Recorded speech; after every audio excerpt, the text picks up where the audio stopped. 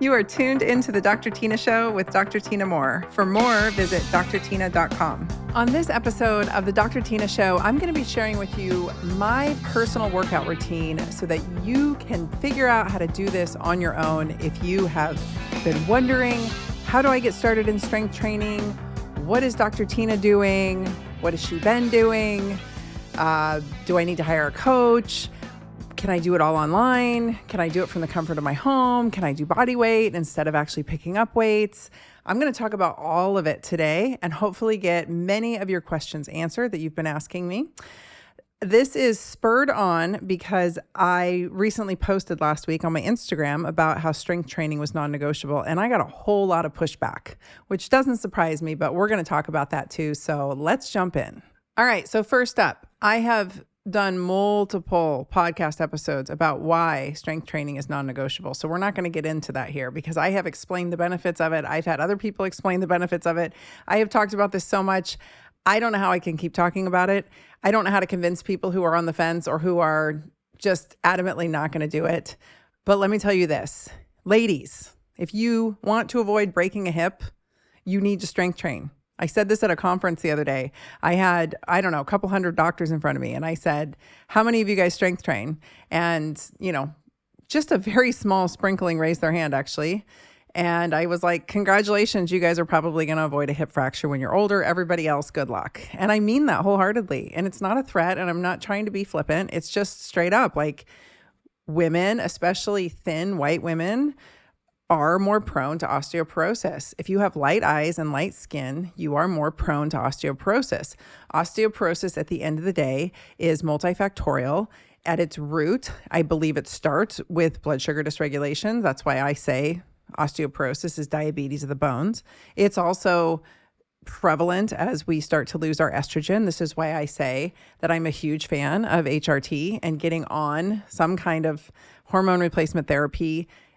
Some call it menopausal HRT, so MHRT. Other call it bioidentical HRT, but the estradiol that you get from your pharmacy is bioidentical, even though it's made in a lab. Doesn't mean it's natural, but it is bioidentical. And I firmly believe that estradiol is the ticket to good health and wellness as we age as women. So I'll leave it at that. I've done a whole episode about that as well that we will link below. So we'll get you some links in the further listening category of the show notes so that you can listen to other episodes where I've talked about these things. But here's the deal. I don't want to break a hip. I also want to ambulate as much as I want to ambulate. I want to climb the Great Wall of China if I want to climb it. I want to, scutter up a hill or go on a hike or hop down some rocks or climb up some rocks or whatever I want to do. I want to do it for as long as I want to do it. And I've had hip issues in the past because of my autoimmune disease, because of hormones, lots of different reasons. And I will tell you, losing even a percentage of mobility is horrifying to me. So I am going to strength train until the day I drop, because I want to have the best quality of life. I also want the best insurance possible against future disease, and that is easily, hands down, your muscle mass. I want my immune system to be functional optimally. So any invader that comes my way, any chronic issue that decides to pop up, my immune system knows what to do because my muscle mass is strong and intact. When you have good, strong, healthy muscle mass that's well trained and it knows what to do, it actually works in your best interest always to make sure that you are not having your immune system tank out or go rogue on you. I want to make sure that I have the best hormonal balance that I can naturally have. And we can talk all day about supplements and teas and drinks and shakes and all the fucking things that get sold to you women to balance your hormones. And I am telling you with absolute certainty that your muscle mass is your best insurance to have your hormones balance out and to act appropriately in your body. Okay? That's it. That's your take-home lesson. If you leave now, that's your take-home lesson. If you want good hormonal function, we want to obviously consider supplementation as we age, right? That's where the HRT comes in. But We also want everything to work well, as optimally as possible. This is the same story with peptides. If you're using a GLP-1 or you're utilizing any of the other peptides, with muscle mass, well-trained skeletal muscle mass, all of your therapeutics are going to work better. You're going to be able to have lower doses of things. They're going to work more efficiently in the body. Your muscle is absolutely non-negotiable. It's critical. And if you want to have reduced pain, if you want your joints to move and be fluid and juicy and actually keep range of motion intact, you need strong muscles and shoulders. I cannot tell you the amount of middle-aged women who've walked into my clinic with frozen shoulder after the most mundane little movements, the littlest tiny things like pushing a laundry basket up on a shelf, an empty laundry basket. Maybe it's a jerk from a big dog, a pull, they're walking their big dog. I am a big fan of big dogs. I get it. But if you are under-muscled and under-conditioned and you have a big dog that's going to pull on a leash, you are in trouble. A big one is hoisting a suitcase into the overhead. Check your bags, ladies. Even me. I'm strong. I can hoist my suitcase up, but I'm not going to take the chance because I have seen way too many women in my clinic who had some kind of just devastating frozen shoulder after some traumatic event. And that might not even be that traumatic, just some little insult to the shoulder. And yes, that is 100% a hormonal issue too. It's a blood sugar issue in this order: your frozen shoulder, blood sugar, thyroid, hormones, in that order. That's what you need to address first. But that said, your muscle mass is beyond all the most important, and how well your shoulders work and function and how strong they are. So my advice to you is always check your bag, or I just bring my husband with me everywhere. I've retired him so that he can travel with me, and he is my bag boy. And I enjoy watching him put the bags overhead because he's strong and handsome. So, whatever you got to do, but your $25, $35 bag check fee is worth it just to not have your shoulders get all bungered up because you decided to hoist a big old suitcase overhead. It's not worth it, ladies. Just get the credit card on the airline you like to fly on the most, and they'll give you a free bag check, right? So whatever you got to do. Yeah, these are just some of the reasons that I think about daily about strength training. I don't want to break a hip. I don't want the zombies to eat me. I don't want to be so weak that I can't push something off of somebody who is injured that I love. If somebody's hurt and injured and I need to move something, imagine being too weak to move it. Can you imagine that? Can you imagine being so weak that you can't help somebody you love?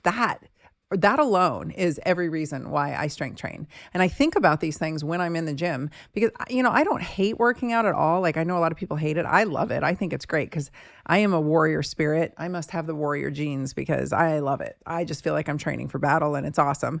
Whatever you got to put in your head to get you through. But at the end of the day, just to be able to assist whoever it is that I love when push comes to shove, if they need me. And that means being able to deadlift my dude. Like, what if I have to pull him to safety? And I tease him because I tell him, I can only deadlift X amount. So you have to keep your weight close to that so that I can pull you out of danger.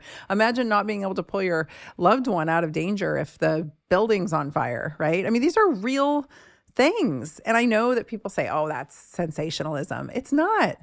Real things happen, and we need muscle mass to survive them, and we need strength. It's not just muscle mass. Like, it has to be strong muscle. In fact, strength, you guys have heard me say this before, strength is more important than muscle mass. So we're not going for bodybuilding here. We're going for strength, and you can still be skinny and strong. I'm pretty skinny and I'm pretty strong. And what are some day-to-day things you can do to keep strong? Carry your own damn bags, be able to carry. People joke and say, oh, let me help you with that because I look so small. And I'm like, I'm small, but I'm mighty. I can hoist a lot of grocery bags. I can carry heavy suitcases. I can carry all this stuff. And in fact, I prefer to because I want to make sure that I am keeping up my strength. So someone the other day said, you say all the time to pick up heavy shit and put it down. What do you mean? And I'm like, literally that. I literally mean that. I literally mean pick up heavy shit and put it down regularly. I'll give you an example. I have a dog who's probably 60 pounds. She tends to get a little chubby in the winter, so she gets up to 60. I had a 65-pound dog before her. He was getting quite crippled before we had to say goodbye to him. She has bunged up back knees. I don't know what it is. I'll tell you what it is, actually. She was put into surgical menopause. When you spay or neuter a dog prematurely, well, in any case, really, but when you do it when they're young, she was only 6 months old and she was a rescue. So they spayed her. You put them into surgical menopause right then and there. So these dogs have a very high inclination for ACL injuries. And that's why we're seeing so many ACL injuries in dogs, especially female dogs, because we just sucked all their estrogen out of their body at 6 months old. Imagine that.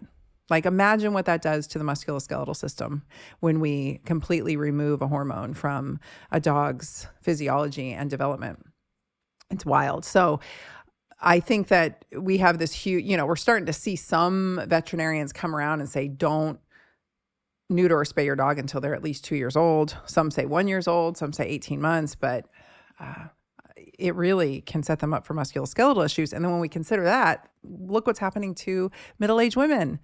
They basically go into menopause, right? The ovaries go offline. We start to lose estrogen pretty precipitously. And then boom, there's this huge uptick in musculoskeletal conditions and musculoskeletal injuries and arthritis and degenerative joint diseases just skyrocket right around the middle-aged group. What could it be? Yes, it's estrogen, but it's also the massive amount of deconditioning or deconditioned state that these women are in, right? They're severely deconditioned. Their estrogen is plummeting in combination, and they're metabolically compromised, usually for the most part. I mean, what a disastrous triad for your poor joints and muscles and bones. And remember, your joints and muscles and bones are BFFs. So whatever's happening to one is happening to all. If your muscles are atrophying, your joints and your bones are also atrophying. If you get diagnosed with osteoporosis, you can bet you've got some level of sarcopenia or muscle wasting, and your joints are probably in trouble or will be soon, right? So this is the triad. These are the girlfriends, I call them. They all work together. What happens to one happens to all. And so it's important that we think about these things. It's the short-term obvious, long-term not so obvious, but people get so caught up in right here and now and where they're at. And I'm like, yo, what are you thinking about for your 80-year-old self, right? Like, how is she going to be? I want her to be juicy and strong and mobile and doing all the things. Like, I want to have grandkids in my life, or I want to be able to keep up with my dogs. I still want to have puppies. My mom and dad, I recently gave them one of the litter. I bought the litter, pretty much the whole litter of the Havanese. I got one, my daughter got one, my parents got one. And this dog, these little dogs underfoot, they're little tiny floofers, right? And they're fast and they're bouncy and they're really, really active. And he was a lot for me to keep up with and not step on and not trip over. And I kept thinking, thank God my mom has stayed so mobile, because she will at least, hopefully, I mean, I was afraid this dog was going to take one of my parents out. So, these are the things we think about. This is why we train. I'm just trying to give you some ideas outside of Dr. Tyna said I have to strength train and I hate it and I don't want to. I'm like trying to give you some real life examples here of why it matters. And back to the dog, picking up the dog. So Sansa's got the bunged up knees, and getting her in and out of my car. And she loves to go for car rides with me. I love to take her everywhere with me. I feel best when she's in the car with me if I'm driving alone. And she can't hop up there because it's a SUV and she can't hop down. So she's just not big enough, like even if she had great knees. And so I have to pick her up and put her in the truck, and I have to take her down. And sometimes when she's really messed her knee up out in the fields, because we have fields with, we got field mice and we've got holes. Sometimes she bungs herself up out there by stepping in a hole. I don't know what she's doing, but she comes home limping.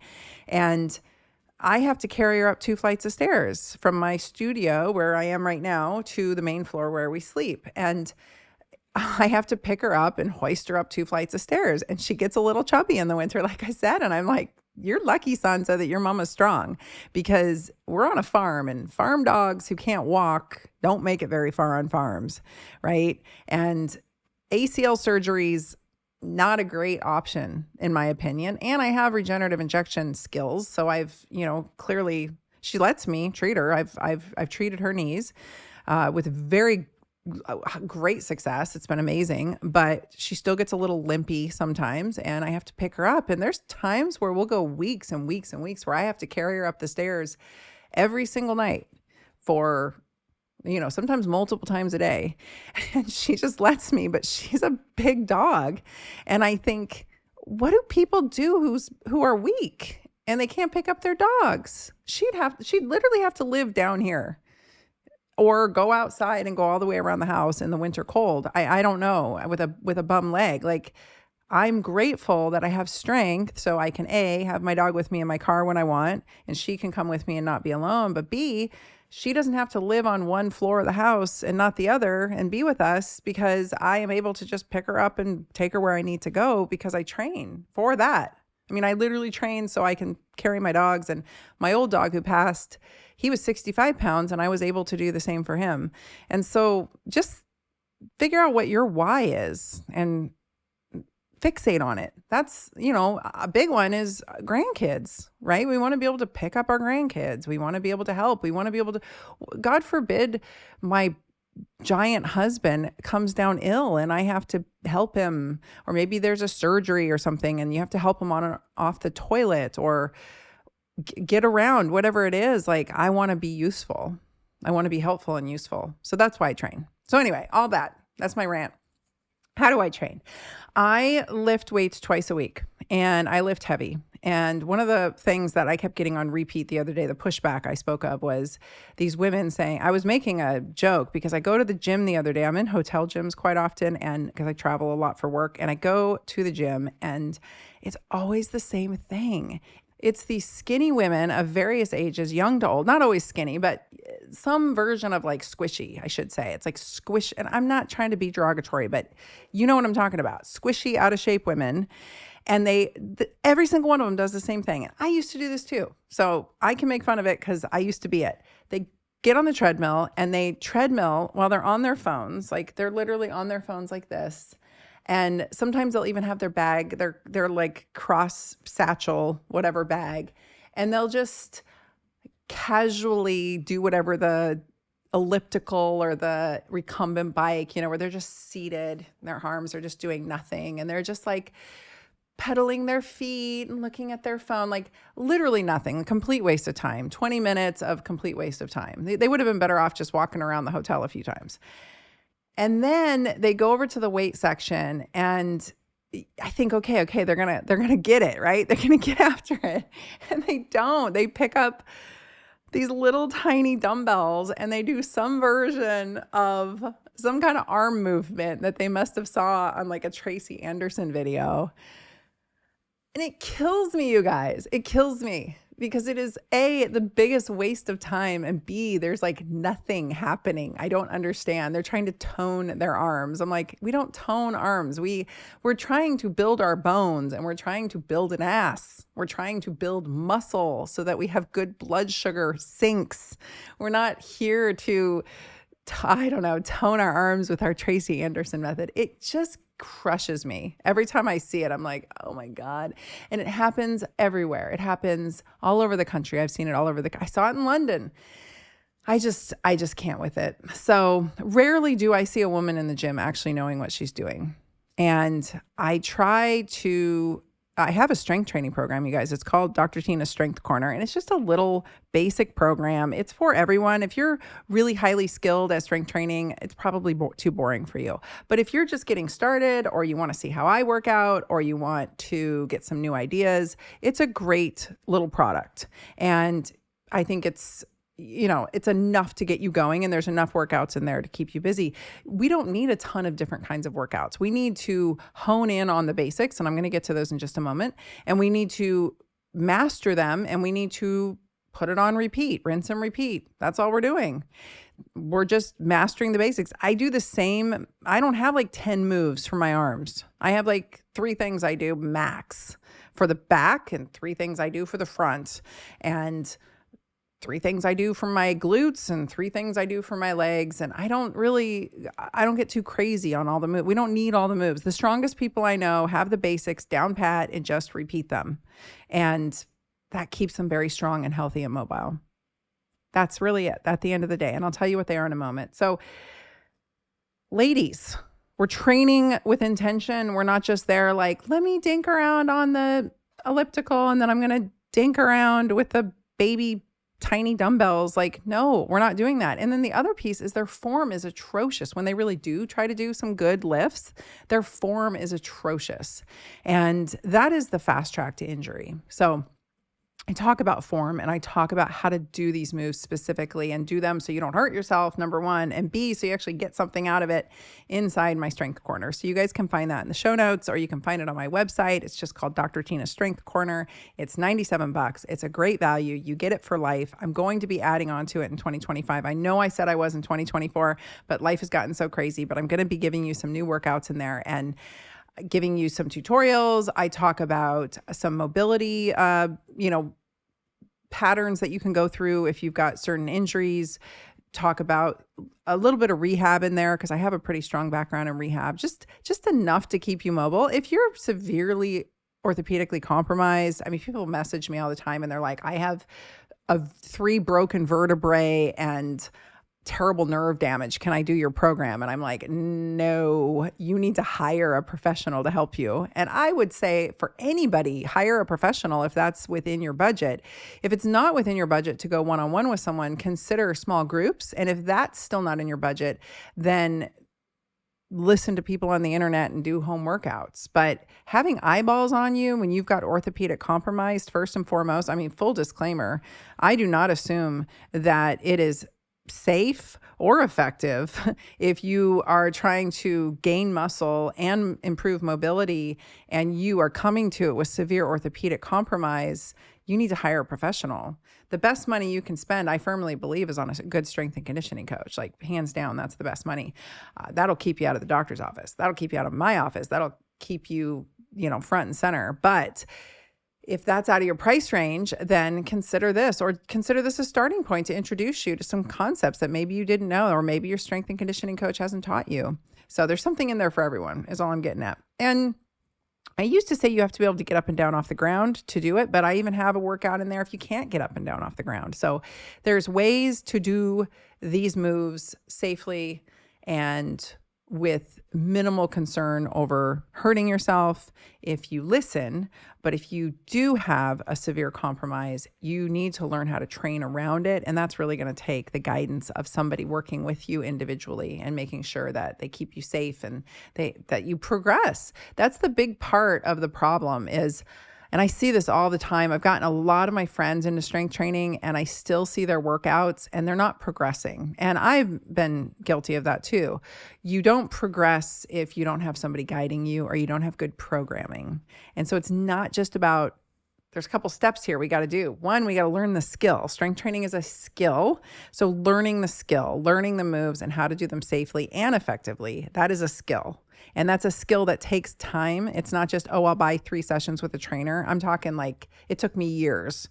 Number 2 is progression. You need to be able to progress, and you can't do that if you just keep doing the same workouts over and over and over forever. So that's where programming from a skilled person, whether it's a personal trainer, strength and conditioning coach, whoever can write a good program to help you progress. That is something you can buy off the internet, by the way, if you know how to do the moves. The skill itself, I would, especially if you're trying to go for heavier weights, having a coach is priceless, but not everybody can access a coach. So we want to learn the skill, we want to progress, and then we want to stay safe and not get hurt, because if we get hurt, which I've had happen to me, and I've pushed myself into injury as well. Sometimes it's unavoidable. It's like an accident. Whoops, something, I pulled something in my back. But other times, like I've just chased numbers on the barbell and really injured myself. And then you're stuck and you're set back. And if you're not savvy, you don't train around it. I fortunately had great coaches that got me off my ass and we just trained around whatever that injury was until I could get back to whatever it was I needed to be doing. But most people don't have that gumption or that knowledge base. And so what do? They go home and they give up and they say, I hurt myself at the gym. And I get those messages all the time from people who hurt themselves at the gym and they don't know what to do. This is where you hire a professional to help you get out of that lurch because it sucks. So those are some of the things to consider. And when I say progress, I mean progressive overload. And that's where we do an exercise. We have reps and we have sets. Your reps are how many of that exercise you do in a set. So for instance, we'll just go with something simple, which a lot of people do is we call it 5 sets of 5.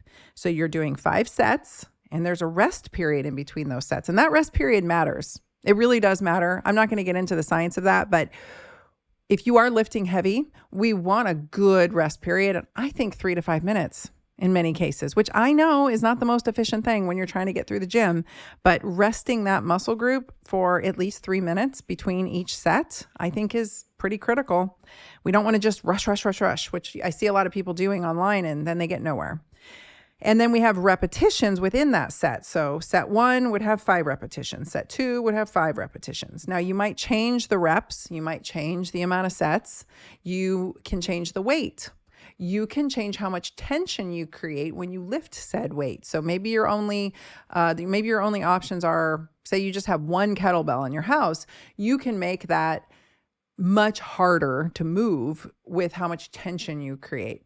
There's time under tension. So you could do the repetition very slowly and with a lot of concentration, and then you're going to get more out of it. It's going to be harder. So there's lots of ways that we can vary the experience. So let's just take an 8-kilo kettlebell, for instance. That's a very approachable weight for a lot of people. We can do more repetitions to make it harder. We can do more sets. We can really slow down the repetition, the movement. We can do a pause in the middle, at the bottom, at the top of whatever movement we're doing. And then we can create more tension in our body throughout as we do the movement. And that usually does mean some slowing down of the movement, but there's various different ways to make that 8-kilo kettlebell more potent. And so when I say heavy, I mean challenging. And there's something to that whomp to the nervous system when you do lift heavy. And I want to be very clear here because this is something else that I get a lot of questions about. They say, well, what weight are you moving in that video? How much weight are you using? That is irrelevant. How much weight I'm lifting has nothing to do with you or my mom or my husband or anybody else or another woman that is my age and the same build. Nothing to do with it. There are women much smaller than me that can move much heavier weights than I can. And there are women much bigger than me who can barely move a feather. So your heavy is your heavy. It has nothing to do with my heavy. It has nothing to do with my husband's heavy. That's a whole different beast, right? And I don't compare myself to him or you, and you should not compare yourself to me. So how much weight am I moving? That is a moot point, and it's an irrelevant question. How much weight can you move safely? How much weight can you move that's challenging? How much weight can you move that you really feel like by the time you get to 5 or 6 repetitions, and maybe not in the first set, but by the third set of 5 set of repetitions, it's smoking you. Like you're starting to get smoked out, right?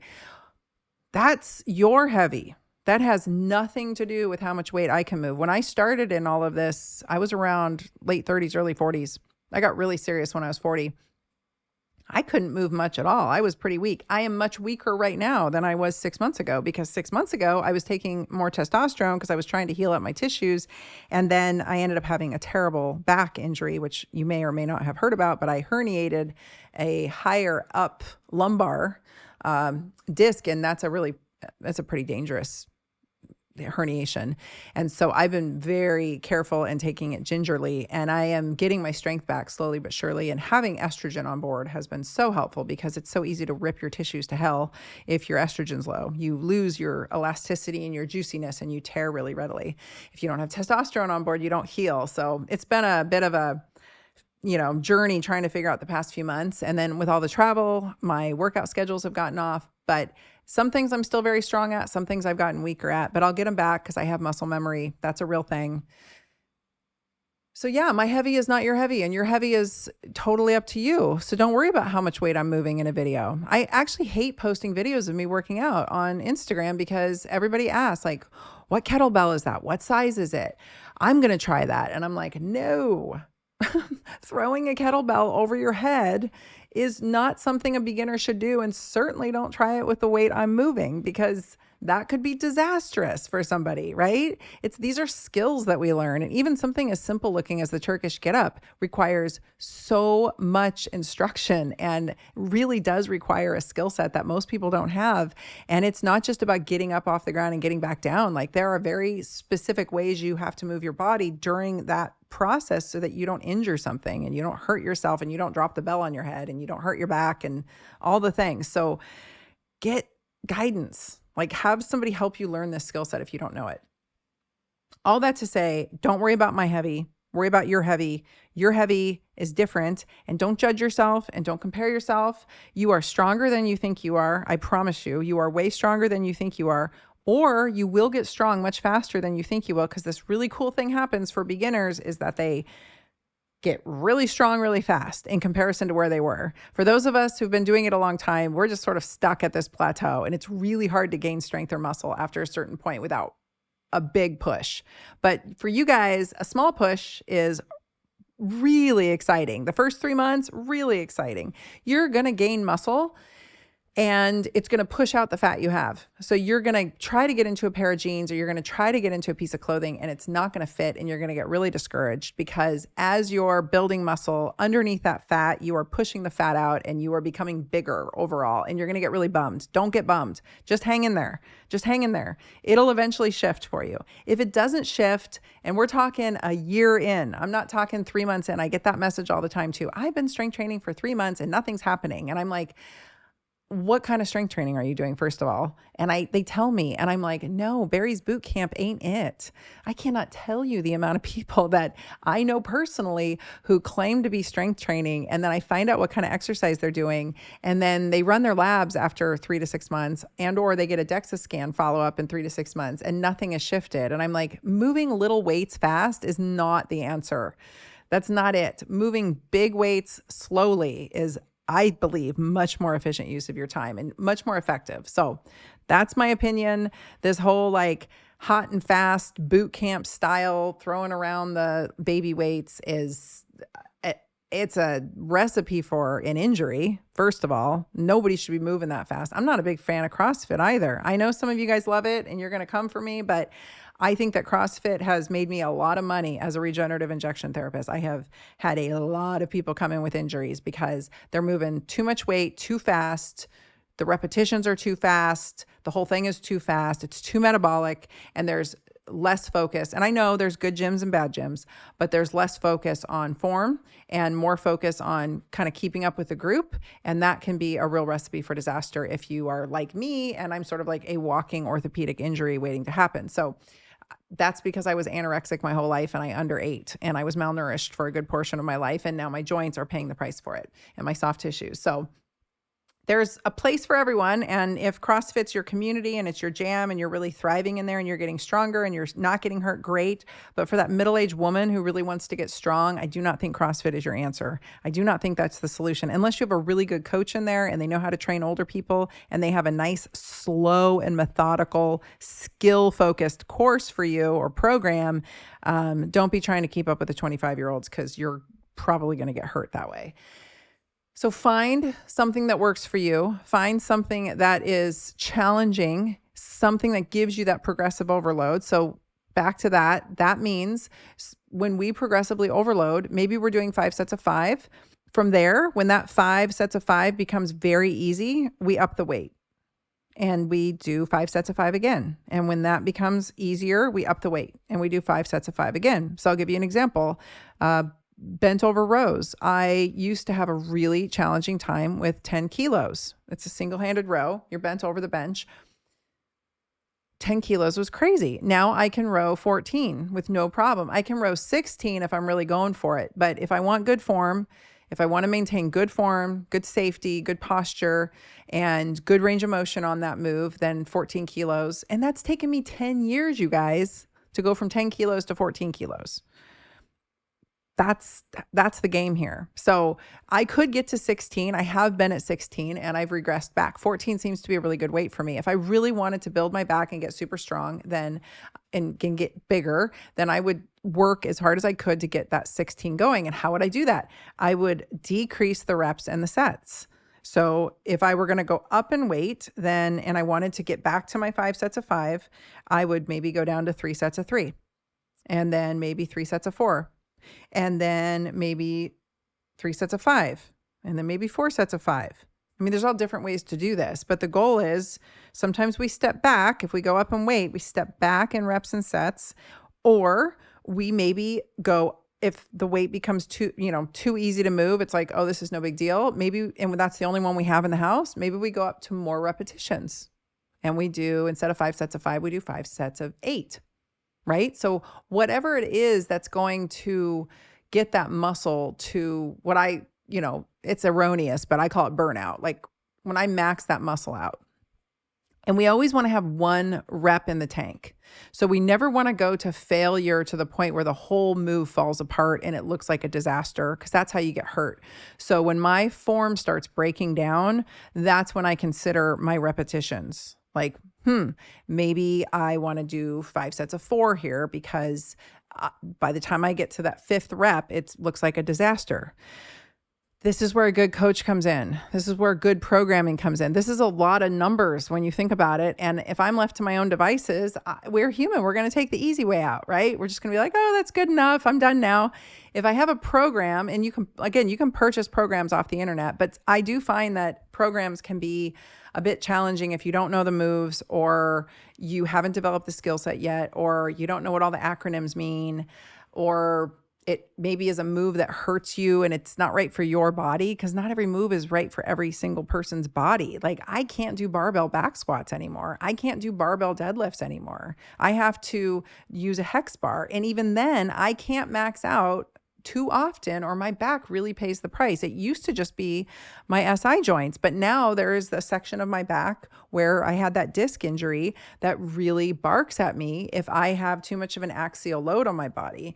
Too much of an axial load, meaning a load from, top down. Even if you're picking up a hex bar, a trap bar, which is the bar that kind of goes around you with the handles on it, that is essentially creating axial load, right? Because I'm picking it up I'm standing with my arms down by my side, but it's still compressing my spine, and anything on my back compresses my spine. So belt squats, right? I've been doing those more lately. They don't always feel great. So I went and saw Mark Bell. I don't know if you guys saw that podcast. I was honored to be on Mark Bell's podcast recently. We got to work out at his gym. It was so much fun, and really, really, really reminded me of why I love the community of a gym and not just working out by myself, which I've been doing for the past, since COVID hit. I've been working out by myself in my gym, and just because I haven't found a gym here where I live that I'm loving.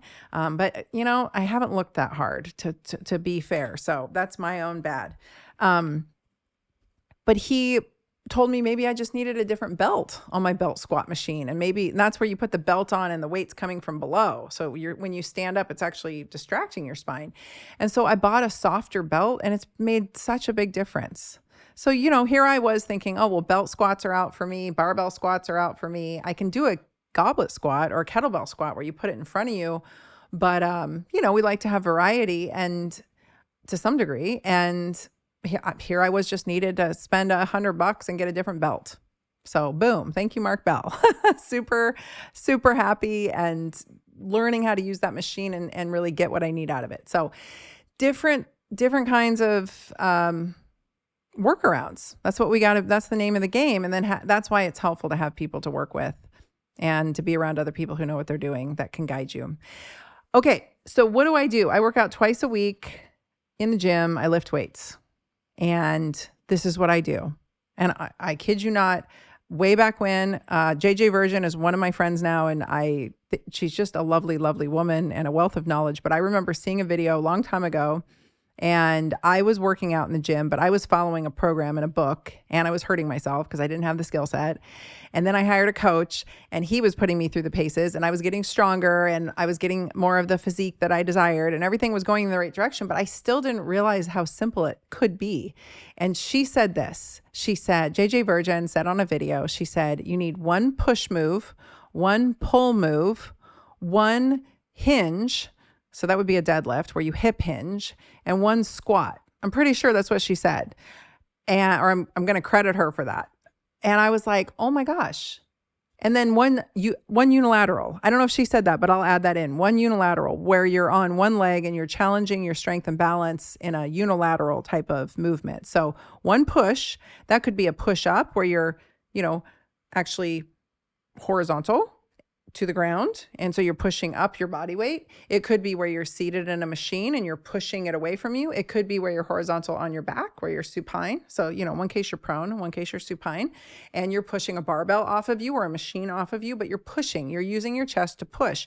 I like to push in those 3 ways. That's not every workout, but when I mix up my workouts, I will push in a different way than I did last time. So one push move, and then you got to have one pull move. And that can be, again, pulling in different planes. So maybe a TRX or a suspension trainer where you're hanging from the handles and you've got yourself, your feet are out. So you've got yourself sort of leaning. I can't do it or I'll get away from the mic. You're leaning way back and you pull. That pull could be from up above where you're pulling yourself up into a pull up. And even then you're not really pulling straight up. You're kind of pulling out and up. It could be rowing from a machine where it's right in front of you and you're rowing it back. It could be where you are in a prone position, kneeling over a bench and you're rowing, like I was talking about those dumbbell rows. It could be where you're standing up, they call them gorilla rows, and you've got your torso leaning forward and your back is good and strong and straight and you're rowing from just using gravity, right? You're the one leaning over. I will say for those of you with low back issues, like I have SI issues, that can be a little bit barky. You can do a plank and then row. They call those renegade rows. So you're literally in a plank position with your hands on the weights and then you row up from there. So there's all different kinds of ways to row. And again, I mix it up from workout to workout. And then there is a hip hinge move. So that's going to be your traditional deadlift where you're hip hinging. And I keep it simple and I just hip hinge. I don't try to do like 8 different ways of deadlifting. I just find the way that's comfortable. I find the weight that's comfortable. And for me, I can't go after PRs on that all the time because my mid back starts to bark and it gives me symptoms into my low back and my legs and hips. And it's really miserable. So I deadlift what I can deadlift. I absolutely believe you should be able to do one good push up, one good pull up, one good body weight deadlift. So easily being able to deadlift your body weight.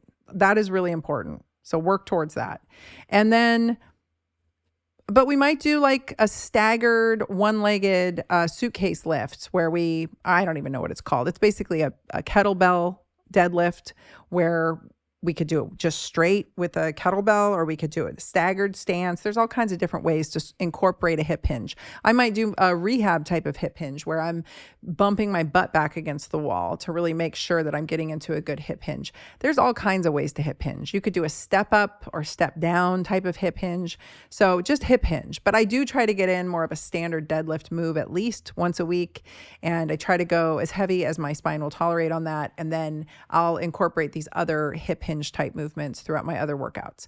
And then we want to squat. Now, you can deadlift and squat in the same workout, depending on how much load you're trying to move. But I will say, if you are working that lower body, I alternate. So I won't really, kind of like smoke my muscles out on a deadlift workout and then try to squat in the same day. So I'll do one day, I focus on a deadlift. The next workout, I focus on a squat. And so we'll do just a good, healthy squat pattern. And you can squat in a variety of ways. I just mentioned some. All kinds of different, you can do a deficit squat. You can do, do step-ups count as squats? It depends. Your step-up could be a deadlift or a squat, depending on how you move through that pattern, right? Goblet squat or kettlebell squat with it in front of you. There's barbell squats. There's all kinds of squats. You can take the trap bar and do more of a squat pattern than a hip hinge pattern. Depends on how you move through space, right? On that one. So a squat and then some kind of unilateral. So that might be, there's a whole variety of those, but that challenges strength and balance. And it's really important that we challenge our balance. So that's it. That's what I do. 2 days a week. I really focus on an exercise workout like that.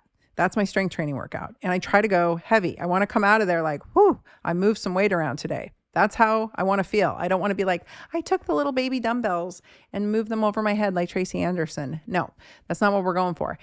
On the third day of the week, I will generally do something very glute focused. And it helps me maintain my glutes, which I'm doing an abysmal job at. I have to say, I've been seated too much with all this travel, but normally I have a nice, healthy set of glutes. And I am working on getting those back now that I've got my estrogen figured out.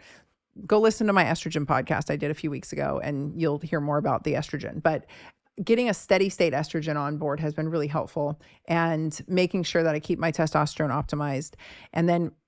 But I've been struggling with the glutes since I got COVID in 2021. Like, my glutes have been like, I don't know if we're going to show up or not. So really a glute centered, focused workout.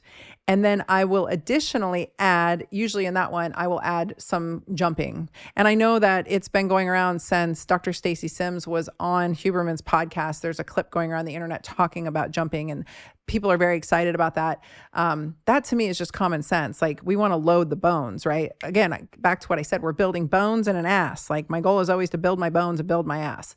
Because if you have gluteal muscles and you have good leg muscles, that is how you stave off metabolic disease. Straight up, like, your metabolic disease starts in your glutes and your ass. So build them so that you have a healthy metabolic processing machine in your body, so that you have good insulin sensitivity and you have good GLUT4 receptor translocation, and you get that glucose into your cells to be used as fuel, and your mitochondria are happy, right? Focus on the big muscle groups.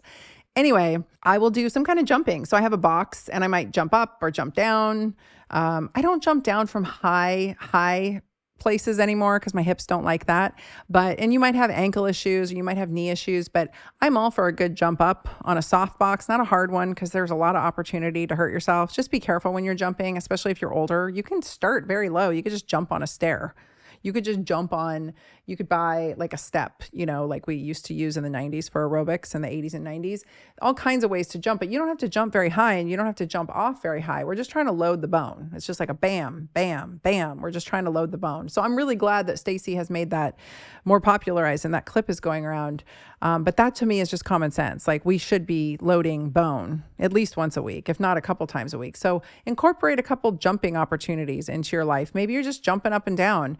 Maybe you're jump roping, whatever it is, just give your body the opportunity to jump against gravity and land. Because the way I think of it, again, just to give you guys some visuals so that you want to do this stuff, is like, we need to kind of rock that bone, right? So when we're lifting heavy, we're rocking the central nervous system, which does all kinds of good things downstream. But when we're jumping, and it doesn't have to be a lot of jumping. If I jump too much, my upper cervicals get upset, my mid back gets upset. Like, I'm not saying aggravate your spinal column. I'm just saying, like, and don't hurt yourself. You don't have to jump high, but just give yourself that opportunity. You could even do heel drops. Something that we are taught in geriatric medicine is just where you're standing. You might want to hold the counter. If you're older or your balance is compromised, just hold the counter and lift up on your toes and drop your heels down. Lift up on your toes and drop your heels down. If you suffer with reflux, which many people do, here's a pearl: put a little water in your mouth, swallow it, and then do heel drops. So if you wake up with GERD in the morning or reflux in the morning, heartburn, then put a little water in your mouth, drink it down. So, a couple sips of water, and then do heel drops next to the counter in the morning. So now you got your bone building, and you are going to be, what that does is it quite literally like drops the stomach down, so that is, that sphincter comes out of the esophageal sphincter. We drop it down so it's not sitting in the hiatus of the diaphragm and getting stuck up there, right? We're going to pull that stomach down a little bit. So heel drops are great. Whatever you can access. Again, this goes back to the heavy part. What's heavy for you is not heavy for me. I'm not going to compare myself to the 25-year-old chick in the gym. I'm not trying to go there. My goals, short-term and long-term, are entirely different than that girl's. She's got a whole different reason for being there. And whether it's aesthetic, whether it's competition, maybe she's training for something, maybe she's a high-level athlete. I don't know. I don't care, because that's not my journey. My journey is my journey, and your journey is your journey. So find something that you can do that allows you to access these movements. All of the ones I just described, we have to find a way for you to have them in your life so that you get the benefits, right? And then that's about it. I often will end with a plank. of some sort, because I think it's a great challenge. It's a mental challenge, it's a physical challenge. So we can do a plank. And I teach how to do some of these planks. Inside my strength corner, I talk a bit about planks. We want to do a plank the front way where we're, just on our elbows. I like to do a hard style plank, they call it, where you're on your elbows and your feet, not on your knees. If you have to start on your knees, fine, but on your feet and on your arms. And I might do them on my hands, but more often I'm on my elbows because I can really create a lot of tension. Again, the goal isn't just to stay up. The goal is to create a massive amount of tension, and that because that can make it harder or easier. And then I'll do a side plank. So I might do a side plank on my elbow or on my hand, usually on my elbow, and I'll hold it. And so my goal there is just to increase time under tension. This is not like we're not trying to save the world with planks. You don't have to go into, 2-minute planks. I see people say, oh, train up until you can get to a 2-minute plank. Okay. But if I could do 60 seconds on my side, on each side, and then on my front, I feel like that's really a great ability to have. And so just start working there. Start with 30 seconds. If that's too much, start with 10 seconds or 15 seconds. We don't want to get to the point where your back starts screaming at you, or you start sagging and you start losing all your form and you're just trying to get through it so you can make the clock. That's not what we're going for. 10 seconds with impeccable form is a lot more powerful than 30 seconds of you sagging and moving and shifting and messing it all up, right? So again, your heavy is different than my heavy. And so do what you can do to get yourself there. But those are what I just described, a push, a pull, and whatever vector you're going to pull in, whatever your vector you're going to push in, a squat, a deadlift, and a unilateral, and then ending with some kind of plank. You're going to have phenomenal gains from that. And if you do that twice a week, and then on a third day, you focus on some glute moves. And I have a few glute workouts inside the strength corner you can focus on. But if you do that, and then once a week, at least, if not a couple times a week, or maybe just multiple times through the week, just getting a little bit of that bone, bam, a little bit of a jumping type of thing to get that bone integrity intact. And then from there, we can add on. We can add on some high intensity interval training. We can add on some, people talk about sprinting a lot, but I will say that most of the clients who came in my door, sprinting was no longer available to them. Sprinting is no longer available to me. So I find other ways to sprint. So I might do the rowing machine. Something I do frequently before I start lifting is I will do, I'll set the rowing machine to around 5. And this is how I do my intervals. And this works great for weight loss, by the way, but it also gives you that opportunity. Again, we're just trying to hit the nervous system and the lymphatic system and the musculoskeletal system in a different way. And so we have all different kinds of ways of doing it. And I've just described a couple. So we're going to add in now, what would sprints do, or what would intervals do? I will start rowing for maybe, 30 seconds to a minute, just kind of mamsy-pamsy, just kind of getting warmed up, getting my pattern down, getting my movement pattern down. And then I will go all out for about 10 repetitions. So I'll row as fast and hard as I can. I don't change any settings. I just kick it into gear. I go 10 as hard as I can, and then I rest. On a rowing machine, if you stop moving, it turns off. So I'll just kind of do this fun little like la la la, where I kind of row and move, and I move just enough on the rowing machine to keep it going, to keep it on.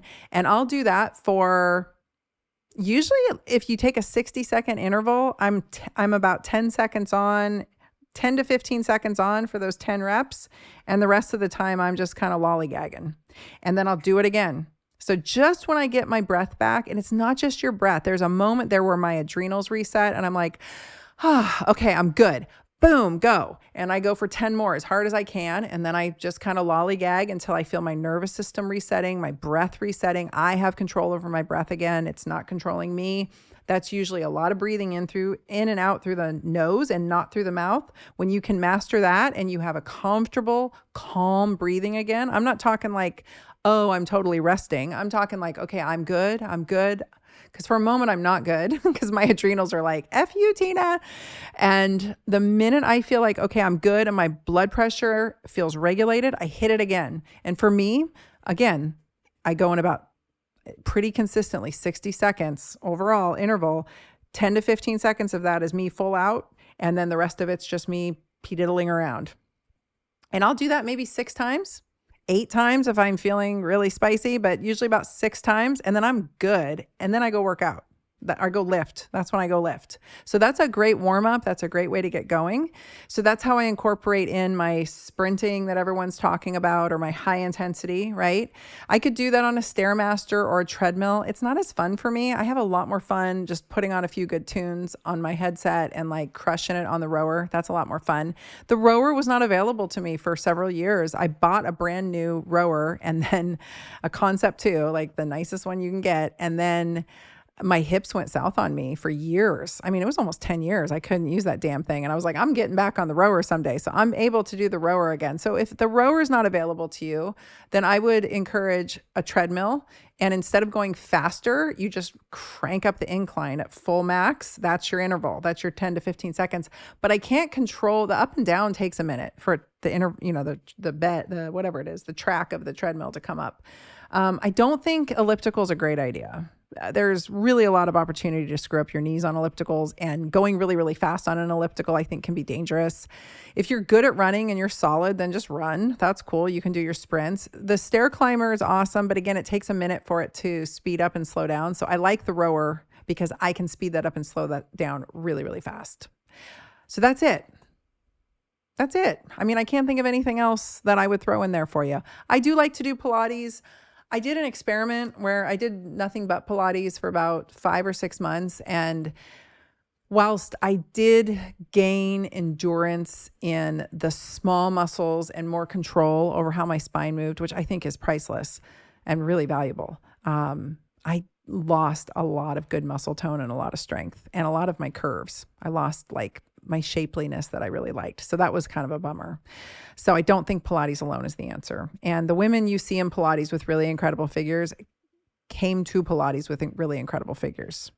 I don't know how else to put it. I've been in a lot of different places in Portland area, Oregon, and currently the studio I go to where there's other women who've been doing it 2-3 times a week for years, and they look exactly the same always. So, and very few of them have that long, lean body that you see on social media. They just look like regular women who are maintaining their strength and mobility, and really beautiful women. And I'm honestly like, fountain of youth is in there, because I see some of these women that are much, much older than me, and they are so agile and strong.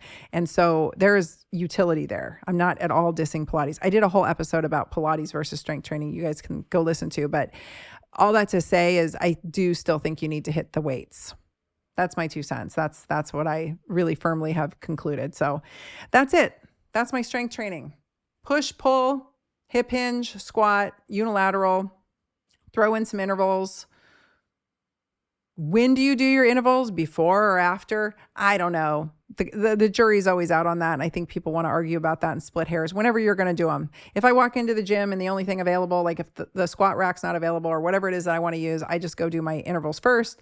If it's not, I might do it after, whatever. I just get them in. Sometimes that's all I'll do. That might be, just a solo day of getting some intervals in.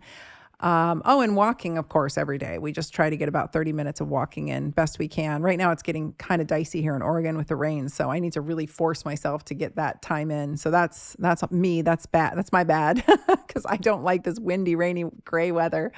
But, yeah.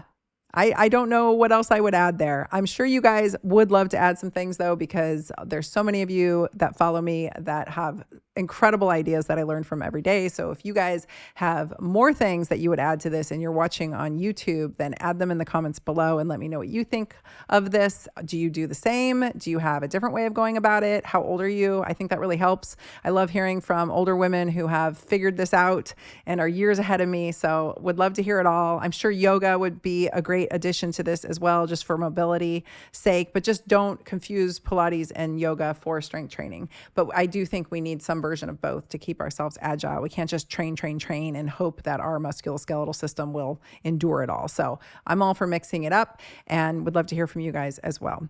If you guys like this podcast, please rate, review, and subscribe on your favorite podcast player. If you're here with me on YouTube, please make sure that you hit that bell and subscribe, and make sure that you're getting alerted every time I drop drop a new video, and love the comments. Keep them coming. And if you guys want to add ideas for the show, you can email us at podcast@drtyna.com. And I will make sure that the link for my Strength Corner is in the show notes. And I will make sure that the other episodes that I mentioned are there as well, so you can have some further listening and share this with people. Share it out. I think more women need to be strength training. I was really surprised by the reaction the other day on my posts when I was talking about this in my stories, because I thought for the most part, I've got a pretty big following. It's not gigantic, but I really thought for the most part that most people were on board. And the amount of pushback I got of women arguing for their limitations was just mind-boggling to me. It really boggles my mind, because I love getting stronger. It is a superpower. And when I go train, I'm like, F yeah, like I am becoming undefeatable, right? I am training for longevity. I am training for good, healthy hips so I don't break them. I am training for good libido. I am training to be hot and happy and mobile and powerful until the day I drop dead. So for women to sit there and be like, I don't know where to start, I don't want to start, arguing with me for their limitations, I'm just not having it. That's not what we're here for, ladies. We're here to get strong AF. And if that's for you, then I'm the girl for you. And if you want to argue about it, then good luck with your hip fracture. I bid you adieu. Thanks for listening to the Dr. Tyna Show. This is a Wellness Loud production produced by Drake Peterson and mixed by Mike Fry. Theme song is by John the Guild. You can watch the full video version of this podcast inside the Spotify app or on YouTube. As always, you can email the podcast at podcast@drtyna.com. That's DRTYNA. And if you like this episode, please rate, review, and subscribe on your favorite podcast app. You can also find all of my offerings on my website at drtyna.com. For more shows by my team, go to wellnessloud.com. See you next time, and thanks for listening. This podcast is for general informational purposes only. It does not constitute the practices of medicine, nursing, or other professional healthcare services, including the giving of medical advice. I am a doctor, but I am not your doctor. No doctor-patient relationship is formed. The use of this information and the materials linked to this podcast is at the user's own risk. The content on this podcast is intended not to be a substitute for professional medical advice, diagnosis, or treatment.